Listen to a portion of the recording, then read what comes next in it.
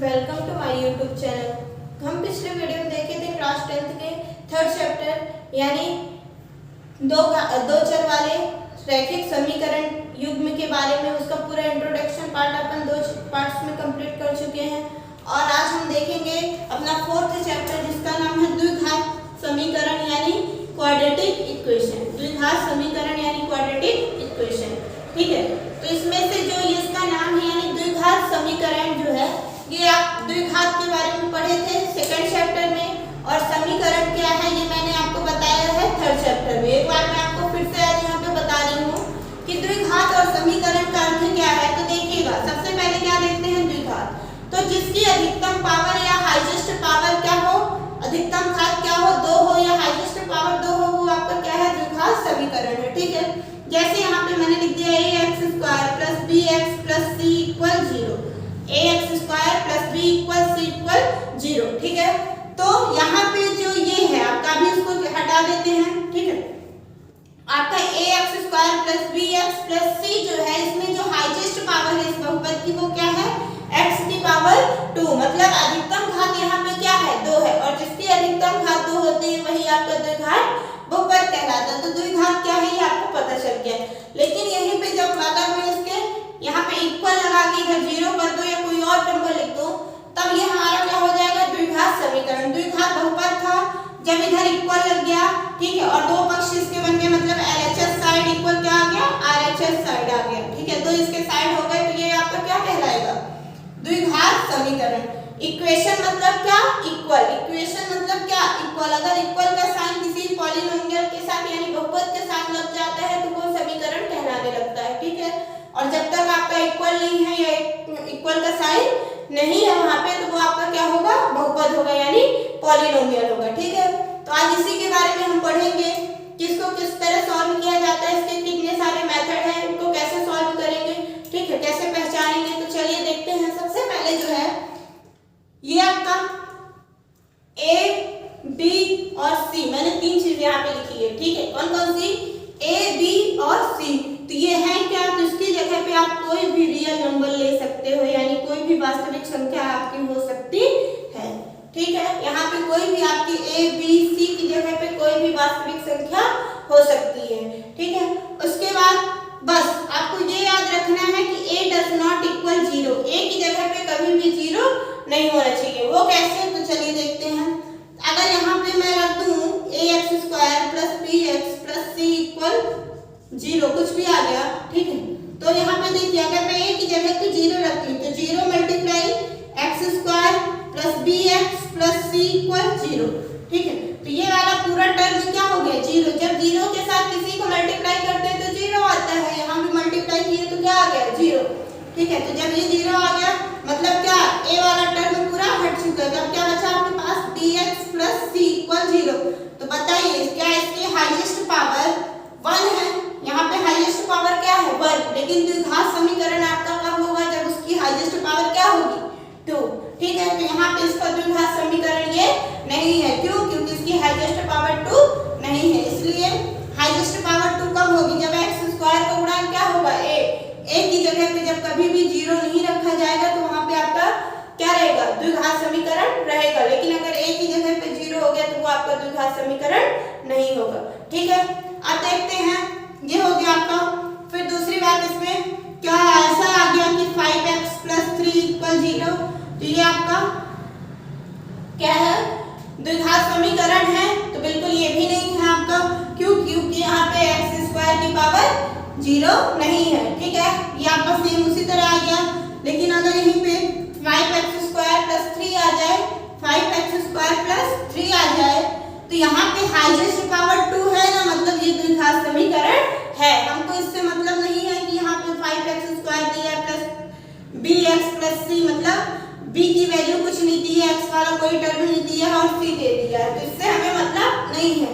और ये अगर नहीं भी है तो भी आपका क्या है बहुपद है या पॉलिनोमियल या आपका इक्वेशन जो भी समीकरण कहेंगे वो है। यहाँ पे कुछ नहीं है, b की वैल्यू तो 0x + 3 हो सकती है = 0, मतलब ये भी हमारा क्या है द्विघात समीकरण है।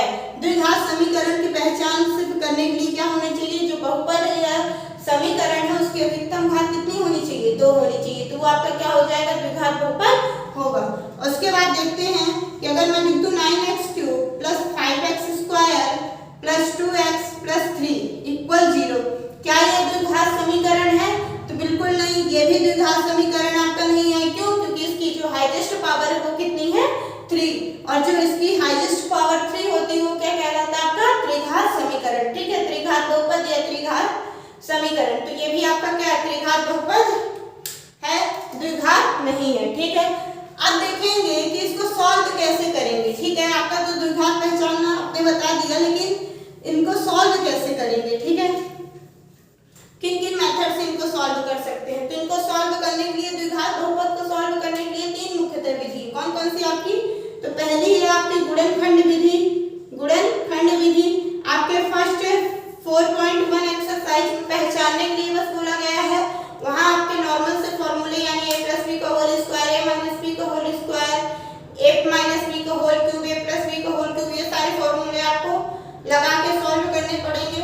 ठीक है, और फिर 4.2 से आपको फैक्टराइजेशन मेथड और पूर्ण वर्ग विधि यानी कंप्लीटिंग स्क्वायर और आपकी विविक्तर फॉर्मूले से क्या करना पड़ेगा, सॉल्व करना पड़ेगा। ठीक है, तो ये आपकी गुणनखंड विधि हो गई। उसके बाद आएगा आपका क्या, पूर्ण वर्ग विधि, पूर्ण वर्ग विधि, और तीसरी आपकी होगी क्या, विविक्तर सूत्र, विविक्तर सूत्र। ठीक है, तो सबसे पहले अपन देखेंगे इसमें कि गुणनखंड विधि क्या होती है, उसके बाद देखेंगे पूर्ण वर्ग विधि क्या होती है, और उसके बाद देखेंगे क्या, विविक्तर सूत्र क्या होता है। तो चलिए सबसे पहले हम देखते हैं किसके बारे में, पूर्ण वर्ग विधि नहीं, सिर्फ कौन सी, पहले गुणनखंड विधि के बारे में। चलिए देखते हैं गुणनखंड विधि के बारे में।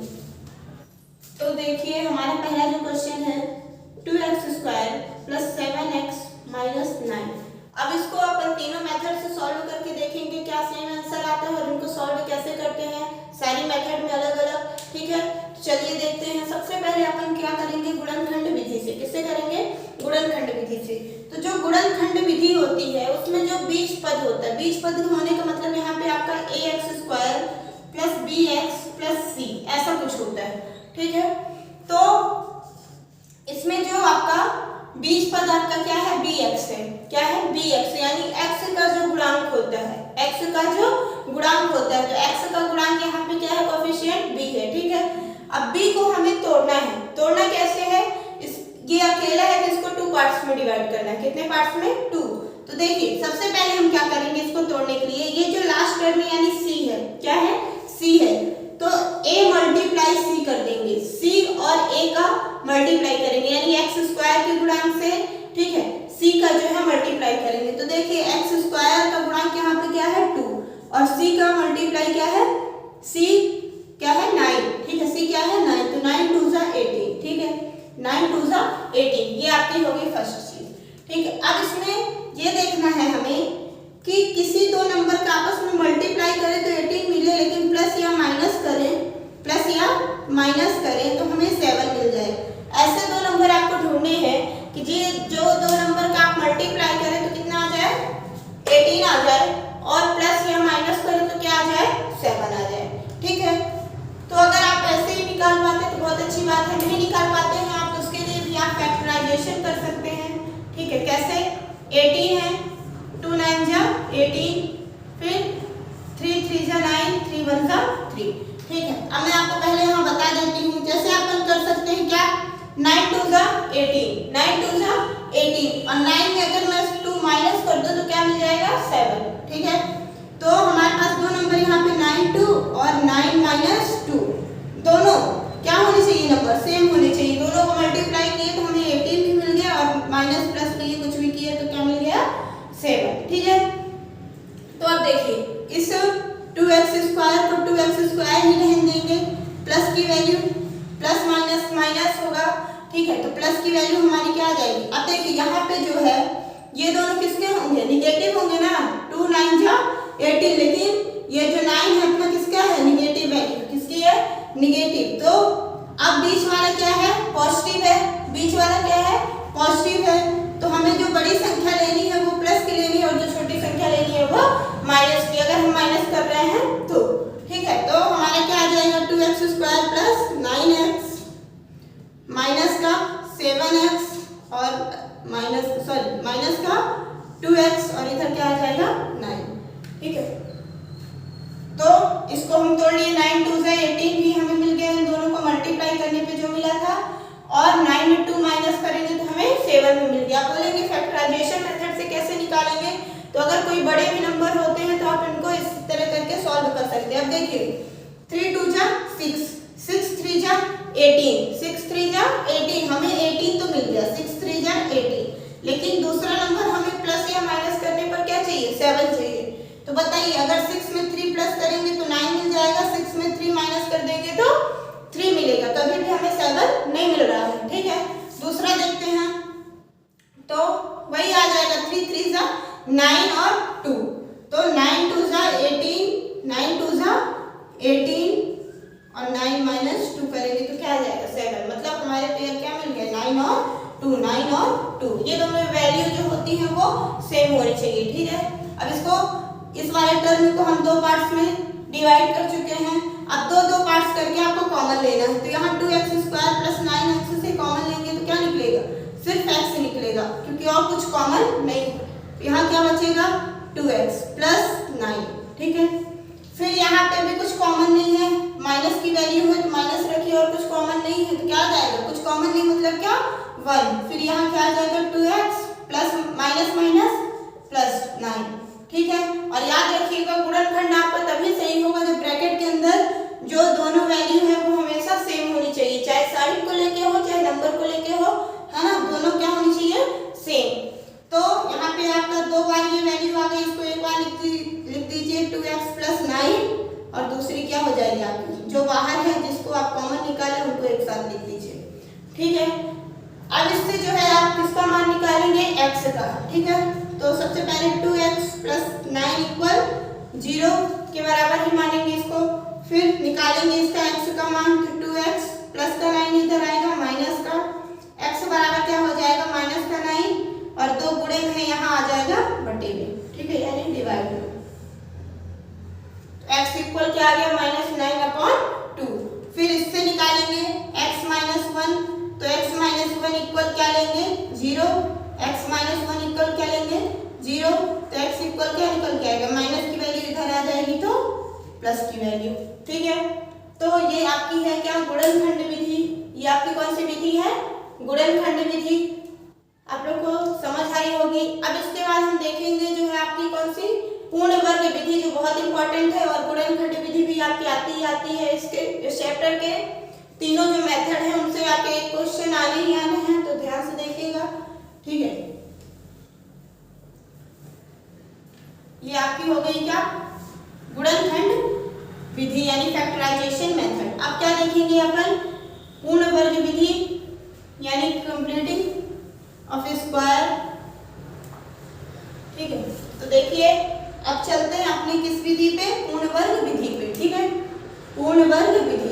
अब पूर्ण वर्ग विधि क्या होती है उसके बारे में देखते हैं। ठीक है, पूर्ण वर्ग जो विधि है इसमें परफेक्ट स्क्वायर निकालना पड़ता है। क्या परफेक्ट स्क्वायर, तो उसको कैसे सॉल्व करेंगे वो देखिए। तो इसमें 3-4 स्टेप आपको करने पड़ेंगे, तो ध्यान रखिएगा।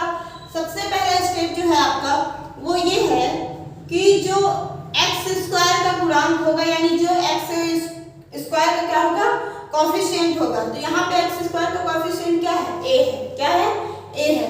तो ए से हम क्या करेंगे, जितने भी टर्म है, जितने भी पद हैं, दोनों पद में क्या कर देंगे, भाग कर देंगे, यानी डिवाइड कर देंगे। किससे, एक्स स्क्वायर के गुणांक से। तो इस क्वेश्चन में जो है एक्स स्क्वायर का गुणांक कितना आया है 2, तो हम प्रत्येक भाग में या प्रत्येक पद में इसमें क्या करेंगे 2 का गुणा कर देंगे, और इधर आपका ये क्या रहेगा इक्वेशन है, मतलब इक्वल लगा रहेगा। ठीक है, तो ये एक्स स्क्वायर का गुणांक यहाँ क्या है 2, तो सबसे पहले 2 का क्या करेंगे भाग, यहाँ भी 2 का भाग, यहाँ भी 2 का भाग, और यहाँ भी 2 का भाग। ठीक है, अब देखिए 2 से 2 कैंसिल, ये आपका क्या बचा, ये दोनों कुछ नहीं कैंसिल हो रहे, सेम रहेंगे। तो यहाँ लिख लीजिए x square plus 7x/2 minus 9/2 equal 0। ठीक है, ये आपका हो गया। फर्स्ट स्टेप आपने क्या किया, ए से पूरे टर्म में डिवाइड किया, मतलब एक्स स्क्वायर के गुणांक से a क्या है यहाँ पे x स्क्वायर का गुणांक है ना, तो x स्क्वायर के गुणांक से पूरे पद में क्या कर दिए, भाग कर दिए। अब उसके बाद देखते हैं जो a के लिए हम कुछ कर चुके हैं, अब किसके लिए करेंगे, b के साथ। ठीक है, अब देखिए जो b वाला टर्म है यानी x का जो गुणांक है कौन, b, इसका क्या करेंगे, तो यहाँ x का गुणांक क्या है, b, 7/2। ठीक है, ये क्या है 7/2, b की वैल्यू यहाँ पे क्या है 7/2। अब इसको जो है क्या करेंगे, हाफ करेंगे, हाफ करना मतलब 1/2। ठीक है, तो हाफ करेंगे तो क्या आ जाएगा 7/2 2 4। ध्यान से सुनिएगा, b को क्या करेंगे, हाफ करेंगे यानी 1/2 करेंगे और उसका वर्ग करेंगे, उसका फिर क्या करेंगे, वर्ग। तो देखिए 7/4 आ गया, यहाँ पे क्या कर दिए, आधा कर दिए, तो और इसका वर्ग कर दिया ये।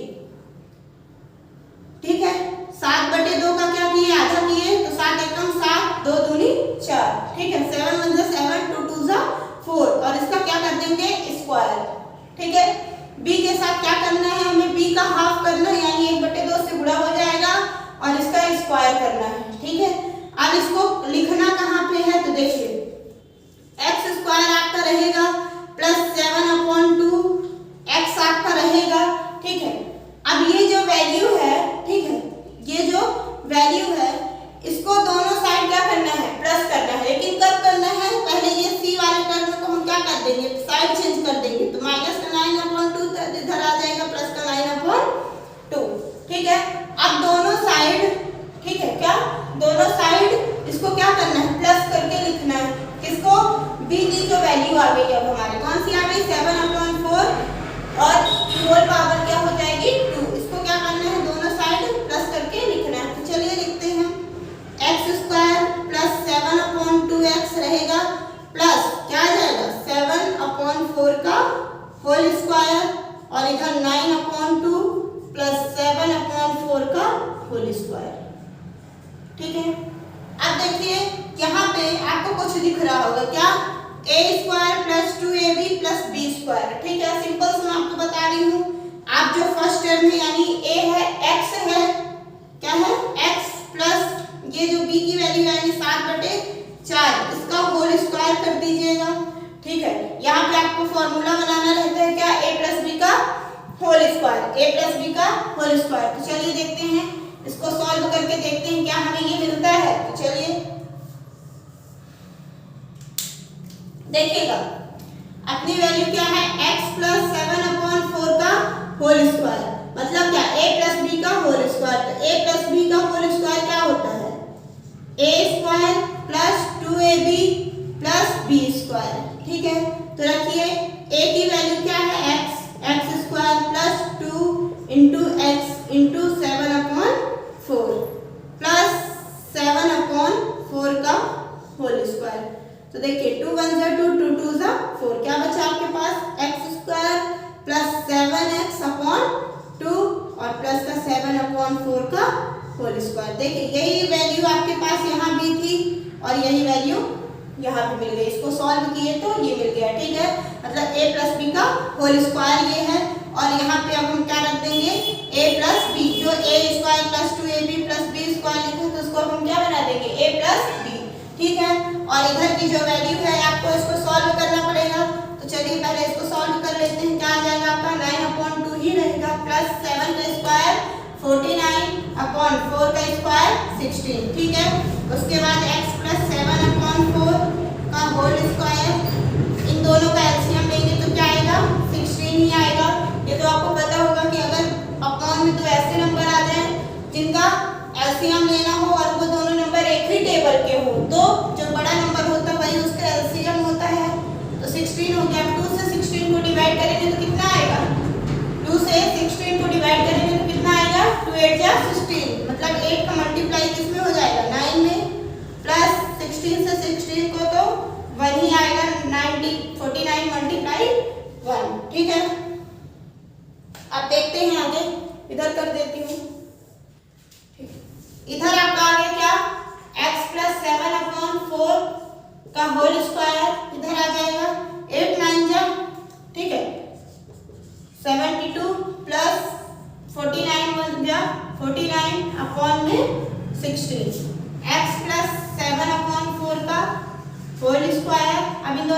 करेंगे तो 9 2 11 कैरी 1 7 4, ठीक है 7 4 11 11 और 1 12 अपॉन में 16। अब देखिएगा x प्लस 7 अपॉन 4, ये जो स्क्वायर था इसका साइड चेंज करेंगे तो ये किस में चेंज होगा, रूट में, तो 121 अपॉन 16, ठीक है। x प्लस 7 अपॉन 4, ये किसका स्क्वायर है, 121 किसका स्क्वायर है तो 11 का स्क्वायर है, और 16 किसका है तो 4 का, ठीक है। और जब रूट हटता है तो ये दोनों में वैल्यू आती है, यानी प्लस और माइनस दोनों की होती है, तो ठीक है। अब चलिए आगे सॉल्व करते हैं। तो 11 अपॉन 4, ये जो आपकी वैल्यू जाएगी ये एक बार इधर प्लस में हो जाएगी और एक बार माइनस में, ठीक है। तो प्लस का 7 अपॉन 4, x इक्वल क्या आएगा, दोनों का एलसीएम ले लेंगे तो 4 11 प्लस 7, x इक्वल क्या 18 अपॉन 4, ठीक है। 2 3 जा 6, 2 2 जा 4, 2 9 जा 8, तो x इक्वल क्या आ गया 9 अपॉन 2, x इक्वल 9 अपॉन 2, ठीक है। उसके बाद देखते हैं फिर से, अभी ये जो वैल्यू इधर प्लस की क्यों ली है, क्योंकि यहाँ पे अभी पहले प्लस का साइन लेके सॉल्व किए इसलिए प्लस की वैल्यू। अब उधर करेंगे तो किसकी लेके करेंगे, माइनस की, ठीक है। तो अब किसका आएगा, माइनस का। तो चलिए देखते हैं, ठीक है। क्या है आपका x equal 11 upon 4 minus 7 upon 4, तो क्या हो जाएगा, एलसीएम 4 ही आ जाएगा, 11 माइनस 7, तो कितना है 11 माइनस 7 मतलब 4, 4 1 सा 4 कैंसिल हो गया, x की वैल्यू क्या आ गई 1। देखिए अब भी अपन इसको गुणनखंड विधि से सॉल्व किए थे तो भी वही आंसर आया था, और पूर्ण वर्ग विधि से सॉल्व किए तो भी वही आंसर आया, ठीक है। एक बार मैं आपको फिर से पूर्ण वर्ग विधि क्या है वो बता दे रही हूँ। तो पूर्ण वर्ग विधि में आपको 3-4 स्टेप फॉलो करने पड़ते हैं। फर्स्ट स्टेप आपका ऐसा है कि जो x स्क्वायर का गुणांक है उससे प्रत्येक पद में भाग देना पड़ेगा। तो यहाँ x स्क्वायर का गुणांक 2 है, 2 से प्रत्येक पद में भाग दे दिए हैं, 2 से 2 कैंसिल, क्या बचा आपका x square plus 7 upon 2x minus 9 upon 2 equal 0। अब x square plus 7 upon 2x रहेगा, ये जो माइनस की वैल्यू यानी c वाले टर्म का पक्षांतर कर देंगे, साइड चेंज करेंगे तो क्या आ जाएगा, प्लस का 9 upon 2 x square plus 7 upon 2x। अब सेकंड में क्या करना है, जो x का गुणांक होगा यानी जो b होता है उसका हाफ करके स्क्वायर करना, उसका हाफ करके स्क्वायर करना, मतलब 7/2 का हाफ करेंगे तो क्या 1/2, तो 7 एकम 7/2 दूनी 4, और इसका क्या कर देंगे वर्ग, ठीक है। b वाले का क्या करना है, हाफ करके स्क्वायर करके दोनों साइड ऐड करना है, मतलब जोड़ना है, तो ये भी जोड़ दिए और यहाँ भी जोड़ दिए, ठीक है। अब ये हमारा बन गया a square plus 2ab plus b square. तो ये किसका फॉर्मूला होता है आपका, तो a प्लस b का होल स्क्वायर, ये लग गया आपका। ये ऐसे लेके फिर इधर सॉल्व कर दिए इनको, ठीक है। फिर ये स्क्वायर इधर रूट में चेंज हो जाएगा, एलसीएम से सॉल्व करने के बाद जो स्क्वायर है रूट में चेंज हो जाएगा, रूट से बाहर निकलेगा तो प्लस और माइनस दोनों की वैल्यू होती है। तो एक बार इसको प्लस के साथ लेके सॉल्व करेंगे और एक बार इसी को माइनस के साथ लेके सॉल्व करेंगे तो हमारा ये आंसर आ जाएगा, ठीक है।